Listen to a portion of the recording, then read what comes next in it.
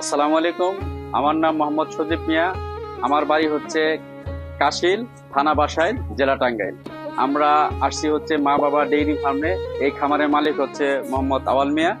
আমি সাধারণত এই খামারে এসিআই কৃত্রিম প্রজনন করে থাকি। আর ওনার এই খামারে এই জন্যই যে একটা গাভীর ডেলিভারি সময় হয়েছে, তো আমরা এসে দেখলাম যে একটু সমস্যা, যার কারণে আমাদের এসিআর মোহাম্মদ মনিরুজ্জামান স্যার আছে। উনি এ ব্যাপারে ডেলিভারি সংক্রান্ত কিছু গুরুত্বপূর্ণ তথ্য দিবে আপনাদেরকে, যা জানা অবশ্যই অতীব জরুরি সবার জন্য।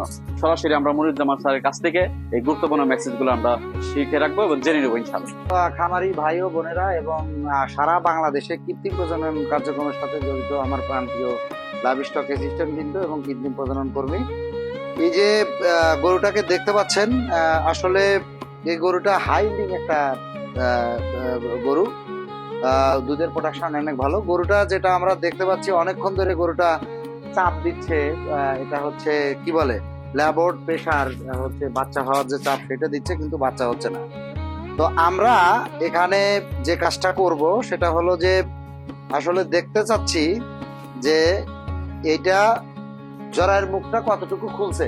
তো এইটা যেটা হয়েছে, জরায়ের মুখটা আসলে একটু আগে আমরা দেখছিলাম 2 ইঞ্চির মতো। তো এই টাইমে সাধারণত আমরা যে কাজটা ফিল্ডে দেখে থাকি সেটা হচ্ছে যে সবাই অক্সিটোসিন ইনজেকশন দেয়, যেটা দিলে মাসল কন্ট্রাকশনটা বেশি হয় এবং অনেক সময় অনেকে মনে করে যে বারবার শুল দিচ্ছে। দেখেন এই যে গরুটাকে যদি আমরা দেখাই, প্রচুর শুল দিচ্ছে। তো এই সময় অনেকে হচ্ছে PGF2 আলফাও দেওয়ার চেষ্টা করে, কিন্তু আমরা এই ধরনের জিনিস দেবো না। দেখেন কি পরিমাণ চাপ দিচ্ছে। এটা কি করতে হবে, ওয়েট করতে হবে।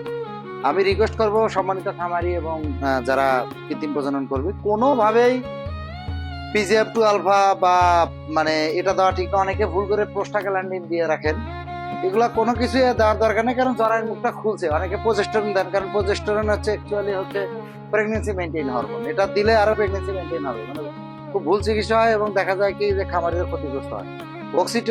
অক্সিটোসিন যদি আমি ইনজেকশন দিই, তাহলে মাসল কন্ট্রাকশন হবে, প্রচুর ব্লিডিং হবে। এই জন্য এটা কোনোভাবেই কোনো মেডিসিন দেওয়া যাবে না। আর এই যে আমাদের আওয়াল ভাই আছে, আপনাকে রিকোয়েস্ট করব পানিটা ভাঙবেন না। আমরা ধরে রাখতেছি এই গরুটা, এখন যে পরিস্থিতি আমি দেখলাম, তো এটা 3 ঘন্টা না, এটা আরো টাইম আগে এসছে, হয়তো সর্বোচ্চ হলে 1.5 থেকে 2 ঘন্টার ভিতরে বাচ্চা হবে। তো সবাই ভালো থাকবেন এবং আপনার খামারকে সুন্দর এবং খামারে এই ভালো বাছুর পেতে এবং টেকনিক্যাল সাপোর্ট পেতে এসিআই সিমেন্ট ব্যবহার করবেন, এসিআই লাইভস্টক অ্যাসিস্ট্যান্টের সাথে যোগাযোগ করবেন, এসিআই অ্যানিমাল হেলথের মেডিসিন ইউজ করবেন।